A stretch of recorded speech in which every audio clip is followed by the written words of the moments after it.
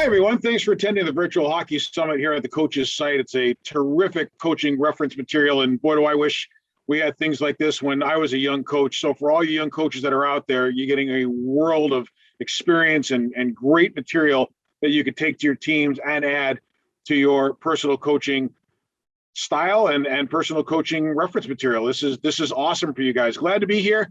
And my name is Dave Starman. I coach youth hockey right now on Long Island. I've coached at the Tier 1 level for the last few years, but prior to that, I was coaching at the professional level, most recently with the Memphis River Kings in the Central Hockey League. I was an associate head coach with a team called the Macon Whoopie in the Central Hockey League, greatest team name in all of professional sports. And I've had opportunities to be video coaches, both at the American League and International League level, way back in the 90s when we were still using VHS tapes and 4 or 5 video machines to cut film as opposed to what we're doing now. So it's kind of nice to learn the old way and bring it over to the new way. On top of everything else, I scouted for 11 years at the NHL level, mostly with Montreal and Toronto. And that's kind of been my background in hockey. And one of the things that I've always felt as a hockey coach, being a head coach, whether it be junior, whether it be pro, you have to keep learning the game and you have to keep learning every aspect of the game. And I'm a big believer that you could be kind of a jack of all trades, master of none type of thing, but it's really good to understand every different concept, because at least you can contribute in discussions with some of your specialists and learn from your specialists on your coaching staff. And one of the areas that I've really dug deep in is the concept that I'm going to present on today, and that is teaching defensemen to defend early, gapping up, forward gapping, surfing, all those things that help defensemen make plays earlier, utilize their much improved skating ability over the years, their ability to skate forward, skate backwards. And a little quick story on this. It was probably 10 years ago. I have an '05 son who's a defenseman. He was probably 6 years old at the time. And I remember I had just done a game. I'm a broadcaster as well. And I had just done a game between Michigan State and Wisconsin at Munn. And I'm talking to Marco Sicchi, who I think is one of the most brilliant defensive minds in our game and has developed a lot of great defensemen that have gone on to play in the NHL, including a guy like Ryan McDonough, who you saw his impact in the last Stanley Cup final or two. And the one thing Oz was talking to me about was forward gapping. And it's a concept that I wasn't 100% aware of or wasn't 100% comfortable in getting to a good conversation about, because I really hadn't heard the term very much. So this is probably 2011, 2010, somewhere in that neighborhood. So I spent more time talking to guys like Marco Sicchi, talking to guys like Jason Herter, talking to guys like Pat Ferschweiler about, and especially Greg Brown at Boston College, about what this concept was. And they really tuned me into how important it is and the way defensemen are defending so much more now in different ways. And now I feel like it's part of my coaching repertoire. And every team that I've been with over the last few years, and I've mostly had an '05 age group that has come up here on Long Island, this has been a staple of what I've wanted to do. And it's funny because with a lot of young coaches, I've had trouble more or less convincing some of the older coaches that we should be doing this. But the younger guys have been great to embrace this. It's kind of the new feeling, especially younger defensemen who've now turned to coaching. It's, for them, it's really second nature, and it's become a huge component of what we teach. When we defend, there are 2 places where you defend. You defend away from the puck, and to me, anything away from the puck is 10 feet or so. Away from you're maybe the off defenseman, facing the rush, puck's in another side, whatever the case is, you're not at the point of contact, so you're defending away from the puck.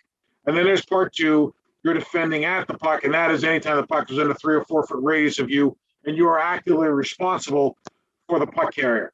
Last year during the World Junior Championships, and I was broadcasting it for NHL Network, we did it out of studio because of the COVID regulations. And in studio, one of the guys that I spent a lot of time with, who was working on NHL Tonight, NHL on the Fly, was Ken Danico, who was a defenseman that I really respected when he played in the National Hockey League, a 3-time Stanley Cup champion with the New Jersey Devils. And kind of one of those old school defensemen who broke up a lot of plays, played physical, and did his job, more known for his role in the defensive zone than the offensive zone. But he was a pretty good offensive defenseman growing up.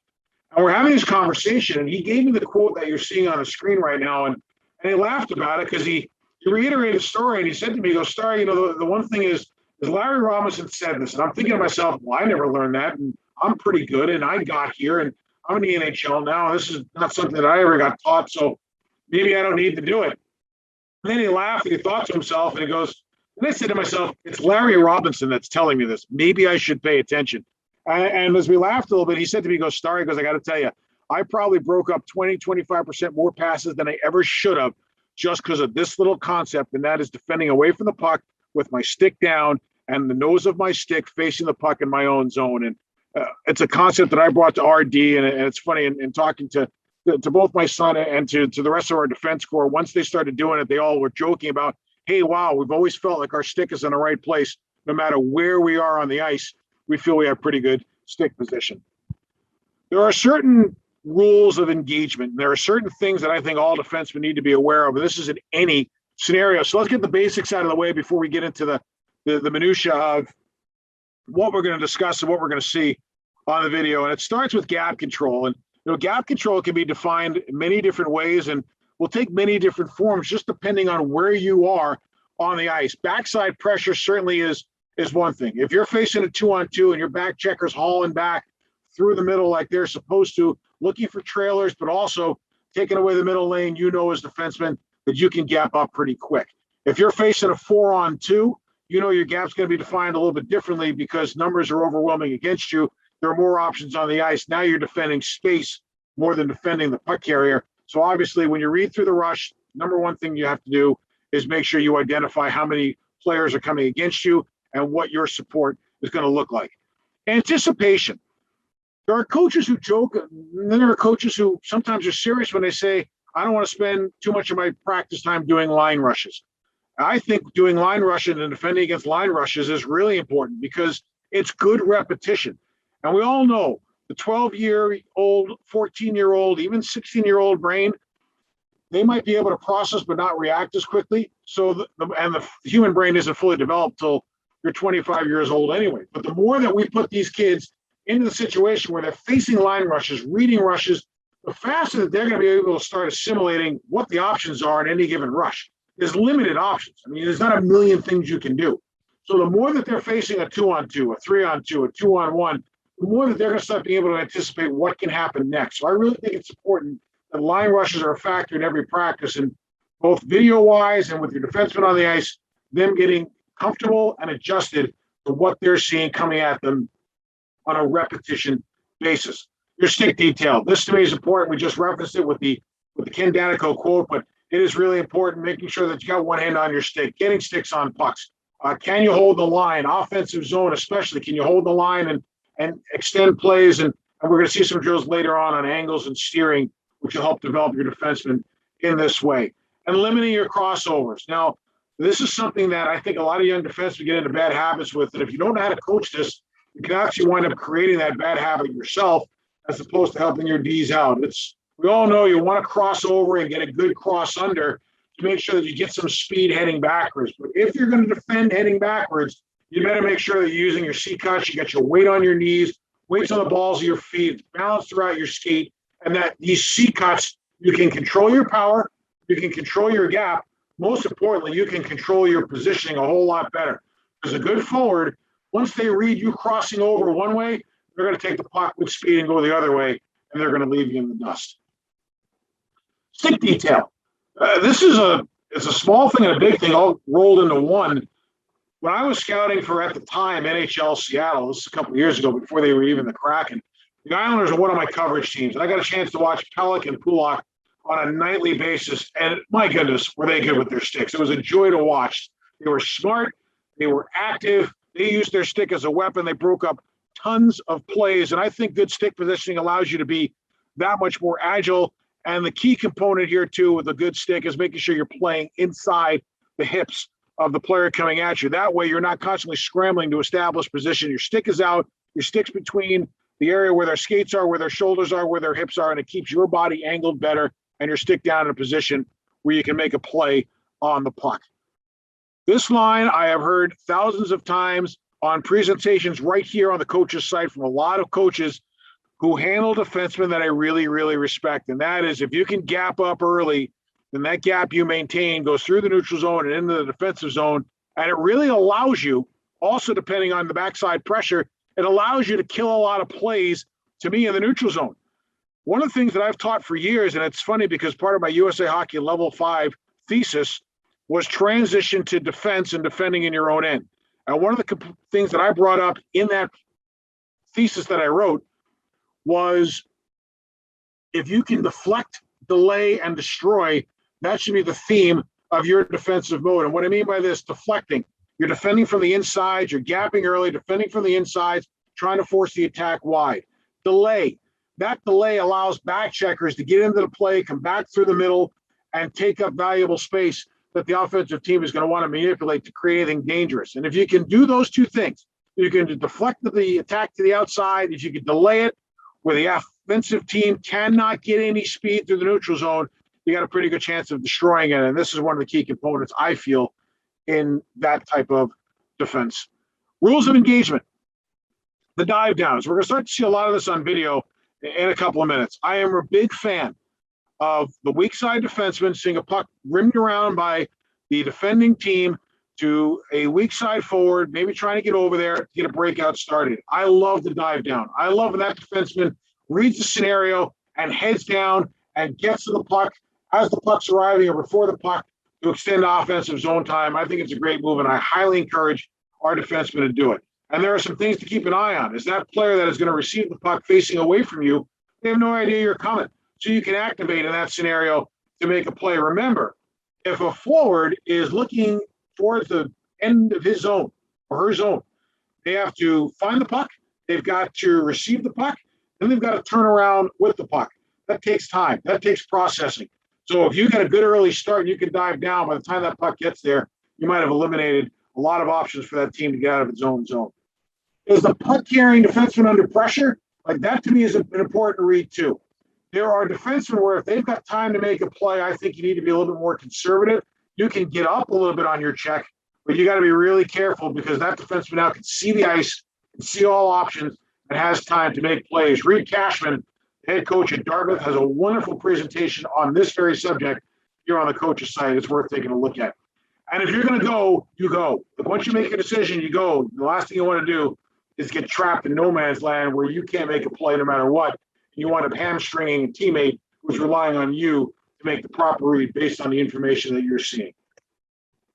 So some quick guidelines for your defense before we jump into the video. And one of them is activation and understanding triggers. Triggers are what we just talked about. Is there a defenseman under pressure? Somebody on their backhand? Are the forwards not facing you? Can you creep up and use the element of surprise? You got to be able to read all those things to know how to activate. And that comes from, once again, a lot of repetition in these type of scenarios. Being aggressive will always extend offensive zone play. There are defensemen in the NHL, at the NCAA level, USHL, North American League, wherever, that are making a living doing this. Good reads, extending offense, and that helps you be a plus player and helps you earn more ice time. We discussed the ability to use your stick. Staying above the puck means just making sure that you are between your net and where the puck is at any given time. Playing above the puck, to me, is a huge component, not only for being able to gap up, surf up, and defend early, but just defending in general. And when you use those early gaps, it's a great way to influence the play. As we just talked about, deflecting, delaying, destroying. When you are gapping up early and there's not a lot of space for forwards to go, especially at the younger levels, you as a defenseman can really dictate a lot of what is going on. So now we'll transition to some video and take a look at a couple of different components. One is going to be defensemen that are going to activate early, like I just mentioned, some of those dive downs and reading some of the triggers and reading some of the dynamics on the ice, which will allow them to dive down with confidence. We'll take a look at maybe some high contact. And I think that one of the interesting things that I want to show you here is, yes, these are going to be NHL defensemen and some of them superstar defensemen that are doing it, but I'm also going to show you a U16 defenseman doing it as well. So I've been able to find some clips of that I can match up to the NHL video just to show that these are concepts that we can get our younger players doing. And once they start to understand and do it with confidence, it really adds a different dynamic to that game. Because I know from my scouting background that one of the things that we are always looking for is, in that modern defenseman, that they possess the tools to be part of the offense. Can they defend well? Can they read plays? And do they know how to defend situationally? We always talked about situational goaltending, and now situational defending becomes part of the equation as well. So let's get into the video here and take a look at some of the examples that we have. We'll start here. We'll see a couple things happening. You see 9 in white putting pressure on the defenseman here. So that's the first good trigger for any defenseman to go. And then let's watch how this plays out. Good F3 makes a turn to cover. The defenseman can jump down. The offensive player back to the play. Columbus makes an early hit. The defenseman comes down and can extend some time. Here comes Colorado in white. Same idea. They try to get the puck up. Forward not facing his check. The F3 high covers. And San Jose is able to make a play and recover. Wrap around the wall. Here's the attack. Weak side defenseman will now shoot over, defending off the puck. That F3 will come up, become D2. Scoots over. St. Louis can't get out of their zone clean for San Jose. It's a recovery. Dallas puts one up the wall. St. Louis puts up the wall. Dallas makes their read here. Same idea, all the parameters. Puck comes down low. St. Louis in white. Everybody under pressure. Early dive down. St. Louis able to extend the play. Here's Dallas on the push down. This is an interesting one right here. For a couple of reasons. I'm going to stop it right here. The defenseman that came down, this is a 4-on-4. The defenseman came down, read the play. We're all comfortable with the play. I'm as a coach, I'm comfortable with the play. The problem is you missed the puck and you missed the man. And that's an issue. You got to get one or the other, but you can't miss both. I like the fact that F3 covers here. And now we go into this hockey by the numbers, which again was part of my thesis, and that is if the defenseman's going to slide down, and he slides down to the half wall here and misses, the forward that's covering him, you're now the defenseman. You've got to understand the defenseman role. So as we roll it through, that player circled becomes the defenseman, this defenseman becomes the forward, and they roll back. Now here's a situation where it changes just a little bit. San Jose's in green. You put pressure on St. Louis. F1 attacks D1. F2 is going to make a play on the player down here on the half wall. It's not early contact. This time, same idea of defending off the puck early, but the contact is going to be a little higher as we watch through. And there, F3, toes facing south towards his own net. And now that defenseman down low on the blue line can hold that line, make a play. San Jose gets a good recovery. So that's high contact and a high hold in the line. Another example, pressure on the D. It's recognized. Two players up high in support. The defenseman on the wall can hold the wall, hold the line. Now, let's take a play here. First of all, full disclosure, 17 in yellow. That's my son, Ryan. It's the same idea as the play you just saw, and it'll encompass all the elements. This is a U16 game this summer at the Ivy League shootout in New Jersey. Pressure up top. You'll see the identification of support, and the defenseman can make the play on the wall. I would have loved to have seen him above the puck, not below it, but you understand the point. Some of the surfing and gapping forward. White defenseman skating forward, forward gap, makes his play on blue. Stays forward, doesn't pivot and go backwards. Same idea right here. Good gap, good spacing. Would like a stick on the ice, but still early identification of his check. This one's interesting. Watch the yellow defenseman here. I like the play in terms of how they gap up, but as this thing rolls along, watch him get all crossed up. And there's going to be a video I'm going to show you in a few minutes that explains this a little bit better. But sometimes you got to decide if you're going to gap forward, if you're going to continue forward skating, or if you're going to turn around and front. Yellow defenseman spacing is great, but he got caught a little bit trying to figure out what he wants to do next. Top of your screen, Team Canada defenseman in white. Here comes hooking over, early identification of his check, defending early. Pittsburgh in black, early identification of the check, making contact early, eliminating his play. 17 in yellow, again, that's my kid, tracking to the middle. He'll make the same play you just saw, early identification, continue skating forward, and take his man all the way to the net. Same idea here, 2 in black, early identification. Look where he is in the offensive zone. He's underneath that Stanley Cup playoff logo. He's not outside the zone. He's early. Again, early. Make contact early, influence the play through the neutral zone. And now we're going to talk about surfing up a little bit, one of my favorite categories, and getting these defensemen to get courageous and get up early. This is Jack Ashon.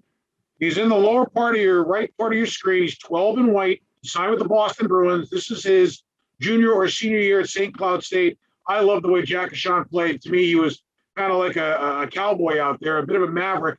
Trusted his feet, trusted his skating, trusted his instincts, trusted his reads.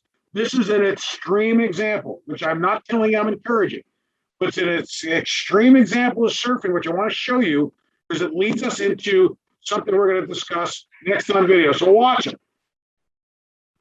There he is circled, leaves the spot, and there he goes. So he goes from being the left defenseman to the right defenseman. uses speed, tracks the puck, and now he's going to go the other way, all the way. End to end. I love it. It's fun to watch, isn't it? Scary as a coach. Fun to watch. Similar play here. 17, or not 17, I think he was 11 for this in Orange. This is the New York State Select 16 camp. This is my son again. And watch the read here. He'll identify his man. He's influenced by a shot a lot. Sees the F3. Got him on his backhand, can attack. And now they're in pretty good defensive posture. One-on-one on the wall. Defenseman coming back, fronting, keeping an eye on his check. The F3 came back, took away the middle to take away the player on the far side. And by skating forward, can come in and make a play on the puck with speed. Another example of it with San Jose, using speed forward against your man. St. Louis can try to get out. Look at San Jose on the chase, skating forward to make a play on your man. Block shot. What happens? What does San Jose do? See the two defensemen, 65 and 4, both skating forward. Here comes the back checker, 9, or 8, coming through to take the middle. And the defenseman can stand up with confidence. St. Louis, look at how they get turned around. They're all identifying early, surfing up to their man, making early contact. Now, this is the play I talked to you about a second ago in terms of when do you want to front and when do you want to defend skating backwards. The blue player, the blue defenseman here, 22, look how early he is. Look where he is in the offensive zone. He's 5 feet above the top of the circles, not sitting outside the blue line or at the blue line, allowing 7 in white to have a big gap. This is a great play. It's a great surf up by 22. And now watch what they do. He does. He'll turn around. He'll defend fronting because he feels more confident that way, and he can make a good play. Now, this play here, you're going to keep an eye on the defenseman right inside the blue line here by the word face-off. He's got one thought. He sees 3 of his teammates from Columbus, all with their toe caps facing up ice. So what's he going to do? He's going to get up and defend early on the only Islander player that really can receive the puck. Watch what they do. Gets in, uses a stick to steer. Really good play here. Gets a good inside angle. Knocks the puck back into the offensive zone. What does Columbus do? Transition and scores. Love this play. Love this read. Aggressive, makes a play early, extends zone time. Here comes Columbus. Quick shot. I want you to watch this play here. Once again, that's young Ryan. He'll stay with his check. He'll track the puck. Watch the play. You just saw at the NHL level, same idea. By skating forward, he can be stronger with his stick to make a play on the puck. And these are just some of the little things that, again, can translate from the NHL level to the 16U player. He wasn't making these plays at 14. He wasn't making these plays at 13. But him and the group that we had made a lot of these plays at 15 and 16 just because of the repetition and understanding and identifying triggers. And again, the repetition and practice and the video work that we did with them to do it. Now, where does this all tie in together? I mentioned Ryan McDonough a second ago. To me, this was the best play I saw in the Stanley Cup final. 1-0, Tampa's down, late in the period. There's a lot going on here. If you look in the upper part of your screen, you'll see there's a line change going on. This is riverboat gambling by Ryan McDonough, but he trusted his read on the play to turn this play around. Watch. Great step up, joins, and creates a goal out of nothing.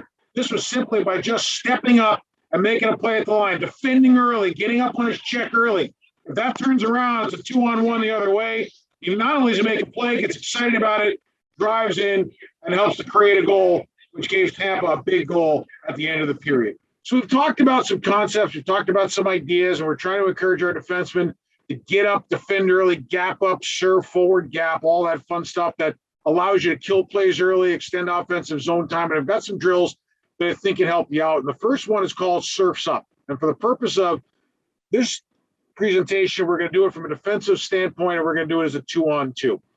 And here's how the drill starts. You'll have the coach here in the middle. You see you got your defensemen, your forwards that are down on the wall, kind of next to each other. Don't let your defensemen cheat and creep up towards the blue line. Make sure they start a little lower. And when you're spotting the puck, make sure you let F1 or F2 know which of the two of them are going to pick it up and spot it for them in a way that they have to go get it. Don't just give it to them and make it easy on them.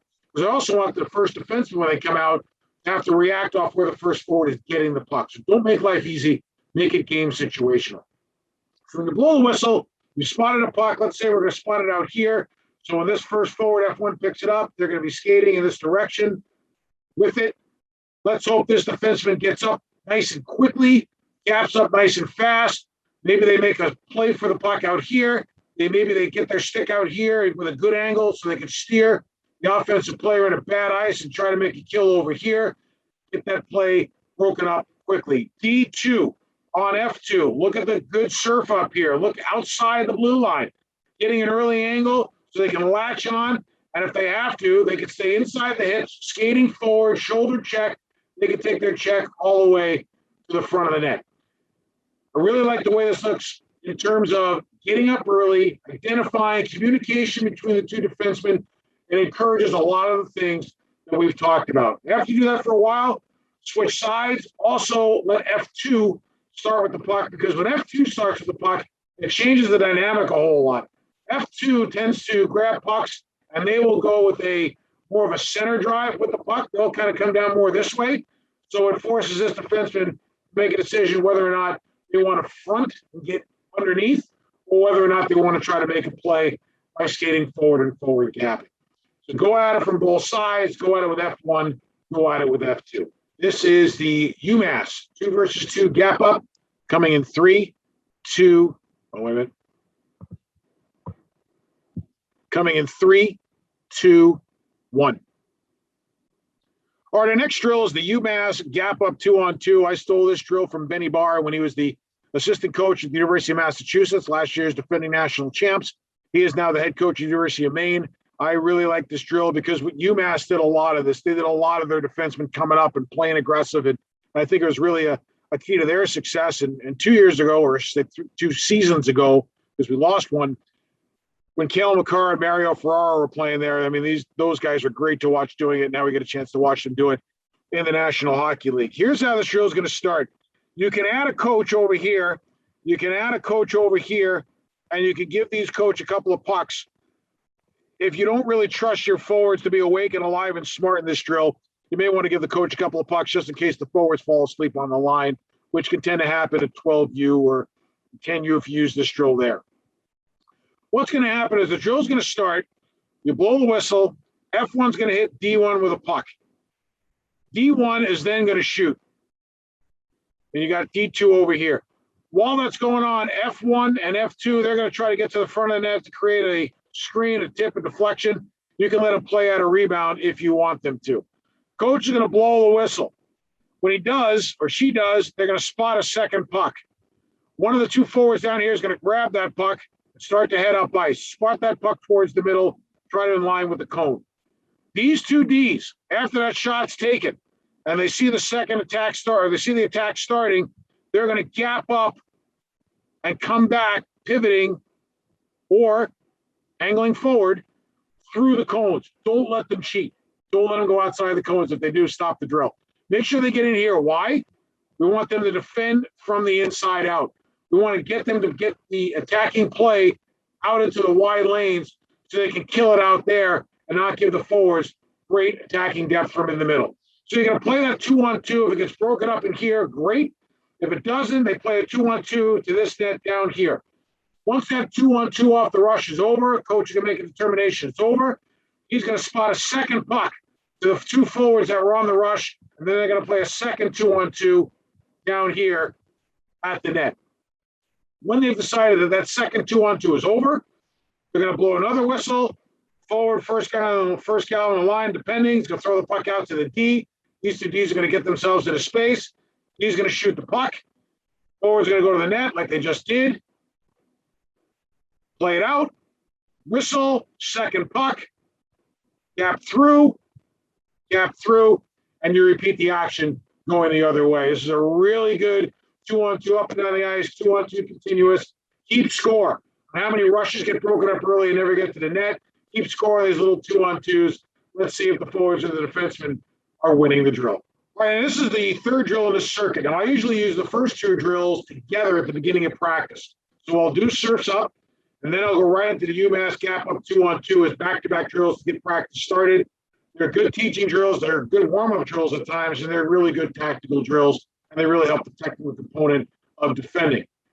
If I do those two drills in practice, I try to finish up with this one as a small area game. It's a 2-on-2 version of the surfs up drill. But I really like the competition here because all of the things that we're talking about are activated in this drill. And here's how we start it. You'll have a coach here and a coach up here. And if you're by yourself, you'll have pucks here and you'll do it from the middle. On the whistle, coach number one will throw a puck here.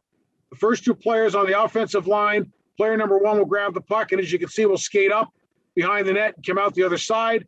The second player can go behind, or the second player can cut off the short side post, timing it properly so they're not flying the zone. It's up to you as the coach in terms of how you want to do that, your choice. The two first players on the defending line both have to touch the circle to start their defense. They've got to take a good angle coming at it from a defensive posture through the middle. And what we want to happen here, especially with the first player coming up, take that good angle, leave your stick back here and steer, get the attacking player, A, into bad ice, B, preventing them from making a cut back to the middle and leaving you chasing the play. The second defending player is going to come in, and if it's going behind the net, you're going to try to lock up. You can forward gap with it and skate forwards towards your own net, defending inside the hips, or you can turn in front.